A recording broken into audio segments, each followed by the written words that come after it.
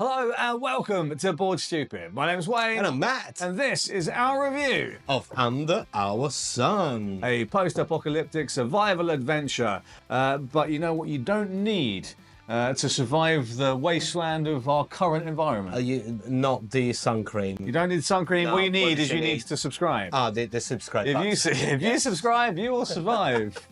But this sun video. Cream, yeah, but sun cream is Sun cream as well, especially well. Matt, he's ginger. Yes, yeah, I know. It's 50 minimum, like whatever. 50 minimum. Like 50 minimum. Absolutely. So, Matt, should we dive into this review of Under Our Sun? Let's go. Let's go.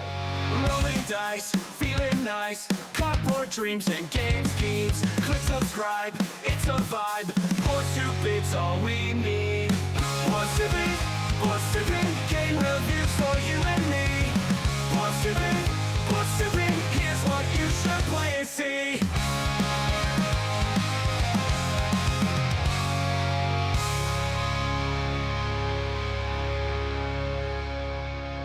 So Matt, first impressions of Under Our Sun. The production is absolutely fantastic, and I think what we have here is we have everything. We have all the bells and whistles. Yeah, the guys at Tabletop gifted us with the super deluxe version of the game.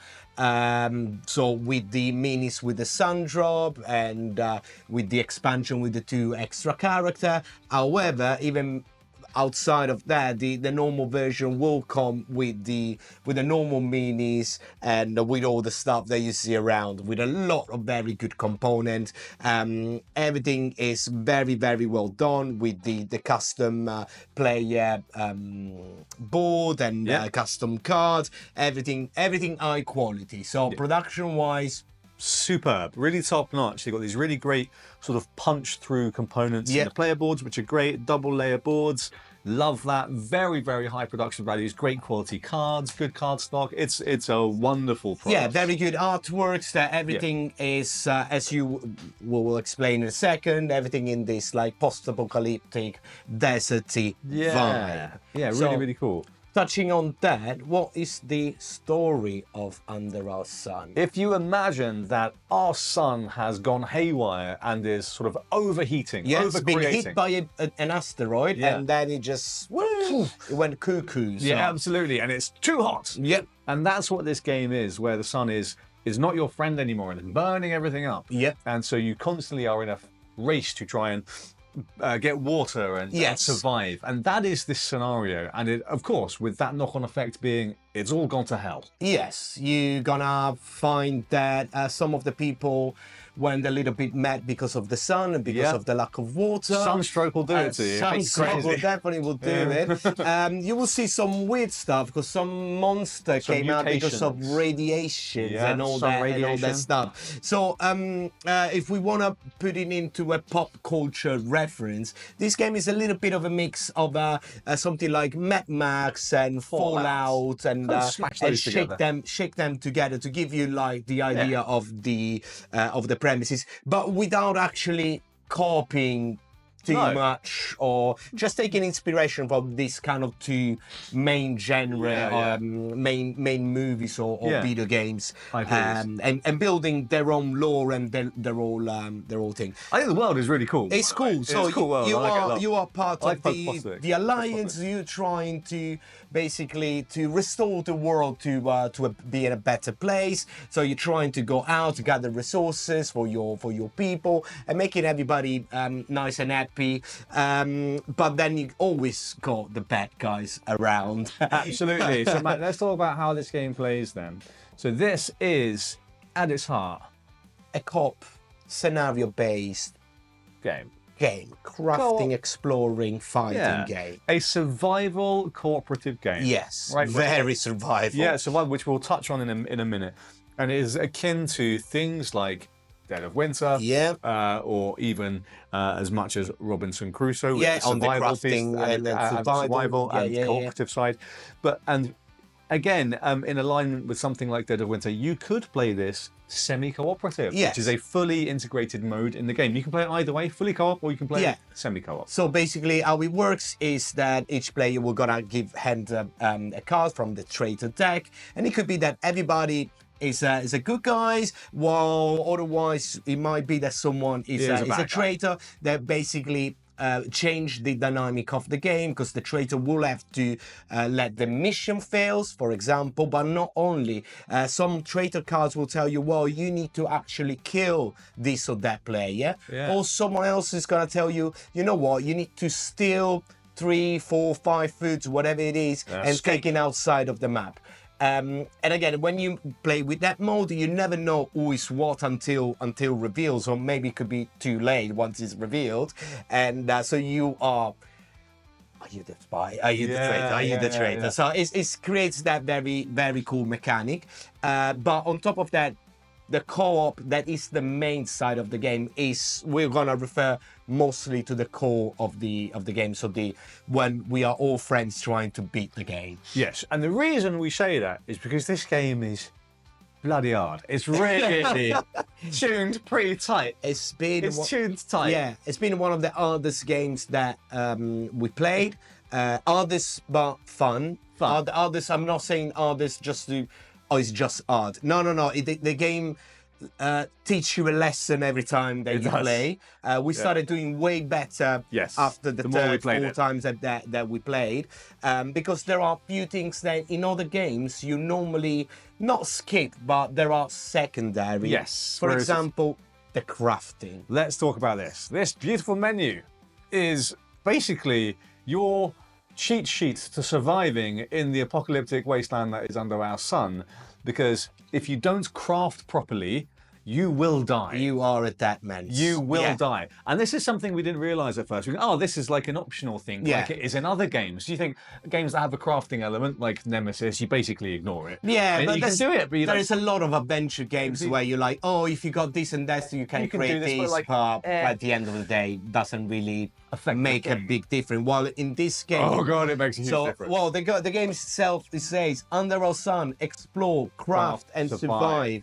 You need to explore, because the mission will send you around exploring the different tiles that you're gonna pick up from either a pre-established setup that the game will tell you, or sometimes just drafting from a pile of this one. In each tile, you will find enemies, you will find events, random events that are gonna happen to you. You're gonna discover crates that you can open, containers with treasure, but also a lot of materials. Lots of resources. There is a lot. There is an entire nice tray with 1, 2, 3, 4, 5, 6, 7, 8 type of cubes, all acrylic cubes, all a different color, and each one of them is gonna be a different material.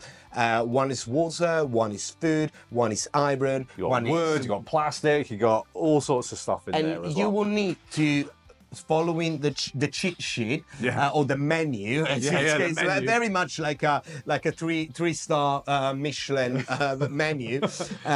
You can combine those things to create objects. You can create medikit, or you can create ropes that will let you walk faster between antibiotics, or even a bow and arrow. Or craft ammunition for your gun. There is everything that you can do, or even sunscreen, Matt. You can get sunscreen, exactly, because it's really important. Hot. So again, this is a big component of the game, and it's the first game that I feel, or at least that I play, where the crafting element is at the center of the entire system, and it's not just something added or something. Oh, cool! I can do that. No, this is. No, you need to do it. Yeah, exactly. Because otherwise, the game teaches you a lot of lessons, and nobody is going back to the square one because you should have crafted some more stuff. Yes. Which is it is really cool, and it really does lean into it, and it leans into it pretty well. Matt, let's talk mechanically then about. So we talked in broad strokes what the game is: survival, adventure, exploration, and crafting. But also mechanically how it works is kind of almost old school in a way. We have this action point type system. Yeah, so each character will have up to 6, depending on a few things, but up to 6 AP, so action points. Yes. Old school action point, that in this case works brilliantly. Yeah. What you're gonna have as well, very good cheat sheets with all the things you can all the player aids and everything, absolutely fantastic. What you can do, everything is driven by this action point. You want to move from one tile to the other, you check what the movement value is on that tile, you use that amount of AP and you move that. You want to trade with the other player, 1 AP. You want to attack, 1 AP. You want to drink your water or eat your food, 1 AP. You want to pick up some stuff? Yeah. Guess what? It's an AP. So it very much is driven by that. So we say that each player will have this 6 AP that you can use, not during your turn, but during a phase of a day, because the game is divided by days. So you will normally have you will have 5 days, up to 5 days to complete, and each day is divided in morning, afternoon, and night. Yes. Very different between each other. Yes, absolutely. You'll prepare. There's like a little preparation phase where you'll do some cleanup. And in the morning, as normal, some action. You wake up. Of course, drink some water. And eat some food, because you need breakfast. Breakfast is the most important part of the day. Absolutely. But also, every single phase, you're going to be drinking water. So that's why water is such a key resource in this game. And then you're going to be doing your actions. Afternoon, pretty similar. And on both of those phases, you're actually also going to be drawing a weather card. Because the sun is going haywire. You might have some crazy solar storms. You might have a normal storm. You might have all sorts. Yeah, this is the other cool things of the game. So these are the sun cards or the weather card, whatever you want to call it. But basically, it's going to give you every time for it. Like this one is mild weather, so nothing much happen, but then you can have the heat where everybody's forced to drink some water. And you've already started by drinking water. Yeah, and then you have to drink more water, but you've only got 4 here. But maybe you're going to have a storm where you're going to have less action points, but you can use one of that action point to collect the rainy water and drink some of it. So every time there is a solar storm where everybody takes damage, so mostly punishing the weather but that's gonna give you. And again, linked to some of the other stuff, you can craft things to deal with the weather. Exactly. As well. So if you plan well, you can maybe avoid some of the problems there. So that's your morning and your afternoon. But then at night it gets real scary. You do not want to be traveling around the map at night, because you draw from this horrible night deck whenever you do anything. The more things you want to do at night, the more dangerous it is. Yeah, so mostly what's going to happen is that each player at night will draw one of these very naughty night cards that normally is going to involve you fighting some kind of mutated monster, mutated rats, or dealing with paranoia or panic attacks or stuff like that that will let you like use less AP for later, or maybe your tent is gonna burn down. And of course, you need to make sure that you're spending action points to sleep. If you don't sleep, you can still continue. Yeah, but you're gonna be tired, and you're gonna have less things that you can do the next day. Yeah, so it's again, the AP system is driving the game like a clock. Yeah, you need to use your action to do things, to do crafting, to survive. Everything is driven. And I have to say, everything is very clear in terms of like all the actions are on the day tracker. It tells you exactly you need to do this, then this, then this, the things you can do. Everything is clear. Then again, when you move around on the tiles, you can for 1 AP, for example, you can pick up a tile and kind of scout the next tile before you going in, so you can see if they got resources that you need or not. Is quite complex in the matter of crafting and making sure that everything that you survive. But at the end of the day, if you think, can I do this? It's gonna cost you an AP. Yeah. That's exactly. You can do basically everything. Most things. It's gonna cost you an AP. So that's one of the core engines of the game, which is this action points-based system. Yeah. The other core engine of the game, Matt, is the combat, I think, right? Where we have this dice. That's what all of these dice are for, essentially. Yeah. combat and skill checks. Yeah, so for every combat, your character will have some starting dice that you roll, and the dice are divided in green, blue, and yellow. The character are all different with their own stats, so some of them will attack with 2 green. My one starting is just 1 green and one yellow, but then mine will be more tanky, so I can take more damage, while other character will be more sneaky, will have more dexterity. So this dice system basically runs the checks. Yep. And the, as you say, and the combat as well. Again, when you combat, you're rolling your dice, and the enemy rolls his dice back. It's like simultaneous combat. Yeah. So they will always be resolved simultaneously. And the enemy cards will as well tell you which dice the enemy will roll, one for the night and one for the day. Always worse at night. Yeah, because some of the enemies, the humanoids are better during the day, and the monster are better during the night. So you got a little bit of that as well. And then for the checks, for example, if you want to stealth on a tile with some enemies, you need to do a stealth check. That means adding a stealth roll with the dice that your character will tell you to add it to the movement action. Or for example, if you want to pry open a crate, you need to have a strength check. Yeah. And you check your strength and you roll those dice. Absolutely. And sometimes, Matt, karma can bite you in the ass. And then we'll take a little break and then we'll talk about karma. Yes, let's go. Karma is and also itch. And you have these karma dice. Yeah, exactly. And these are cool, actually. So there is dice in this game for combat and for skill checks, as Matt rightly says. But that doesn't mean there's no mitigation. You can mitigate to some extent your dice rolls by using karma dice. You can always re-roll any die, including the enemy's die, by using one of your karma dice. You do that by picking up your dice, just re-rolling it, and then rolling the karma dice as well. If the karma dice rolls a blank face like this, you lose the karma dice in its top. But if it rolls a happy, swirly face like this, you can keep it because you're really lucky. You're really lucky. It was on your side. Yeah. Exactly, absolutely. And you get 3 of those for the whole scenario. Yeah, you're getting 3 of them. We haven't managed to get back when we use them, so it's basically 3. We use them all the time, and off you go. And the same things that you're gonna do. If your health is lower than 3 health points, you're gonna add this horrible dice, a red dice that will on an X on the dice will cancel one of the good results on the other brutal. dice. It's really annoying. That's why you need to craft some bandage or a medikit. Exactly. So yeah, that's very much the main mechanic of the games. And again, we say that the game is scenario based. Yes. So each scenario is different. And when we say different, I mean really different. So some of them will be very story driven. Yep. Mostly story driven. They will.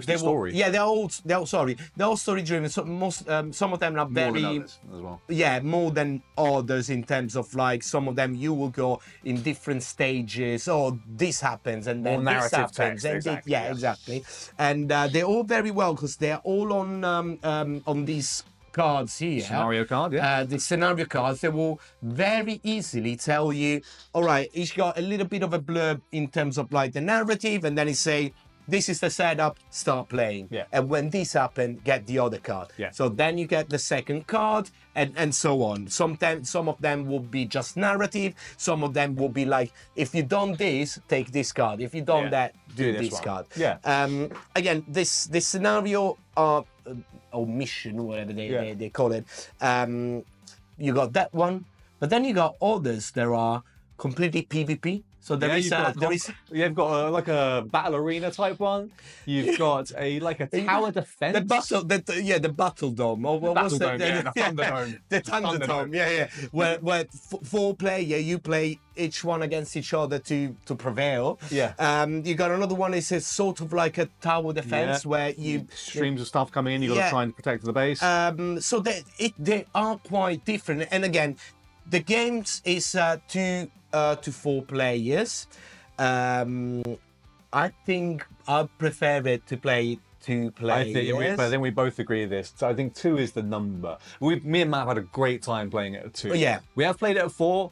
I just was a bit stickier. Yeah, it takes away a little bit of the engagement where you need to wait for an entire table to do their action. Because 6 actions is quite a lot of stuff, isn't it? It's quite a lot. Yeah, exactly. But again, if you got a group that is really into this kind of games, probably it will work well for the 4 players as well. We really enjoy it as a 2-player co-op game. It's fully co-op game. Really fun. Really fun. Again, the scenarios are limited into the box, as you got the 7 scenarios. You can always replay it, because again, most of the time the tiles and the setup, you're always going to be random. So you always have a different challenge coming up in the main story. You can always replay the same scenario. Pick your favorite. With the traitors as well. So yes, with or without traitors. There is a lot of games, and a little bit of spoiler here for the future, but we'll mention as well at the end. But there is an expansion coming out of just this card. So I'm not expecting that to be particularly expensive, but the guys create a system. Now they can just roll, giving you more of this scenario card. Which is great. You can build the game. This is a game system at the end of the day. It really is. So, Matt, we talked about the main framework of the game and the theme and what it's all about. Let's move into a couple of the critiques of the game that we have so far. So, I think in general, the core of the game works great. So you've got the exploration, the action system, this system here, and to some extent, the combat system works pretty well as well, with very little in the way, especially at 2 players. I think where it gets a bit sticky is in some of the scenarios where you have the interactions between rules. Yeah, and that is, I think, it's always like the, especially in a co-op or in an adventure game, is always the tricky thing for the designer to actually think about all the interaction within different rules. And we found a couple of times where just not explained. What do we do now? This, I don't know, we had kind of like house ruled the rules in terms of like, it makes sense that is this. Nothing bad about it, because again, this is this guy's first game, is Max and David first game, and I think they did an exceptional job to come out with something this cool, this deep, and this ambitious.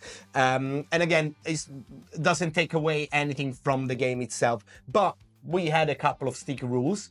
However, we called David, Max and David, and we were like, guys, well, we found some things, and they told us, yes, we heard the feedback from the player. We are preparing a version 2 of the rulebook that can be that's going to be downloadable, where the rules are exactly the same. There's nothing changing in the rules. It's just going to be more like FAQ about rules interaction, scenario specific examples, issues, and exactly. So the guys, like, very well done. They accepted that. Yes, that's true. It's a little bit sticky, so they are preparing. So they are working on it, and makes me really happy, because this is good customer care. Acknowledge and rectify. But the core of the system, very, very cool. I think the other thing I do want to mention is that I really like it as a co-op game. I really like it as a co-op survival game. I don't think I like it as a traitor game. It's too hard. It's pretty, because it's already pretty freaking hard. I think the traitor stuff needs to be included with a group of people that already know very well the game. Know the game inside out, all right? I think if you're playing your first 5-10 games of I will not. Just go on. Yeah, exactly. Just go on. I will say, the first... Play all the scenarios, just go on. Played all the scenarios, just go up and then start adding. But again, this is very much... You might love it though. It's very much like Dead of Winter style, in terms of like some group. I played with some groups that the traitor's never been even nominated, because it's like, no, we do not play with a traitor. Some groups are like, if there is no traitor, it's not a game. So it's always like, it depends on what your group of friends or of people wants to play. Matt, mechanically, is there anything else you want to talk about, or should we talk about who this game's for? Let's go for who this game is for. Okay. So, Matt, we talked a little bit about its complexity and roughly who this is for, but I think for sure, if you're a fan of the survival genre, for example, if you like games like Robinson Crusoe, heavy on the survival, or This War of Mine, This War of with Mine the crafting element, This War of Mine, of course, is way darker And the theme is dark because it's a war theme. And, or even actually the Fallout board game by Fantasy Flight a little while ago did something similar as well. Yeah. Those sorts of games. And of course, we've already mentioned it, Dead of Winter. Yeah, Dead of Winter in terms of the survival and the feeling of the games surviving. That everything is gonna go bad every time you explore a new tile. I think those 3 games. However, this is the first one, I'll say it again, where the crafting is so at the center of the game that if you don't do in crafting, you flip the ball. Just start again. So it's that, if you like those types of games and if you like a co-op game tuned hard to the point where, for example, if you like games, even like something like Eldritch Horror, where you like co-op games that will punish you, you'll probably get a kick out of this, I think. Yeah, I will not go up to say that it's Nemesis style, because this is way more kind of streamlined and easier to put on the table. So probably, well, if you love Nemesis... Oh, you can set this up in 5 minutes. If you love Nemesis, but like us, you don't have every time an hour and a half just to set it up, 5 hours to play, and another 2 days to find all the components and put them back, Under Our Sun could be a very good option for you. What do you think about the complexity of the game, Matt? So where would we put this in our general levels of complexity, from beginner all the way up to expert? I would say that is end of advanced, beginning of expert. I think you're probably right. This is definitely an advanced game, I feel like. Right it's, it's at the end of the day, once you grasp the idea of the action points and the crafting and everything else, the rules are not that heavy. Yeah, the core of the game works fine. Yes. It's some of the interaction you will have to... you will go back to the rule book to double check, especially your first couple of games. It just because, what was that thing? So, or there's sometimes that some rules that not come out in this or that scenario, and on your 4th play you're like, oh, I've never seen that happening. Let me double check how that works. This is the nature of games that try to simulate, and this is a game that tries to simulate a lot of things. Yes. So you're simulating survival, you're simulating crafting, you're simulating all of this, and the more you simulate, the more rules you need, and the more times, the more things you need to learn.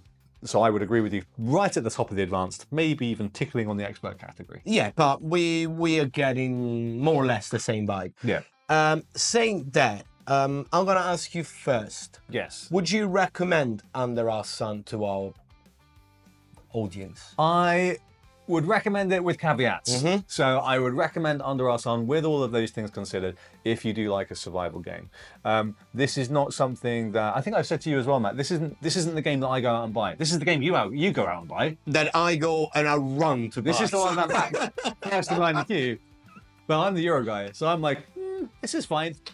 But even I did really enjoy this, but I recommend if you are a fan of the genre. Yes, absolutely. I do recommend the game. I'm a fan of the adventures and everything has got a minute and movings around and you fight monsters. Take my money.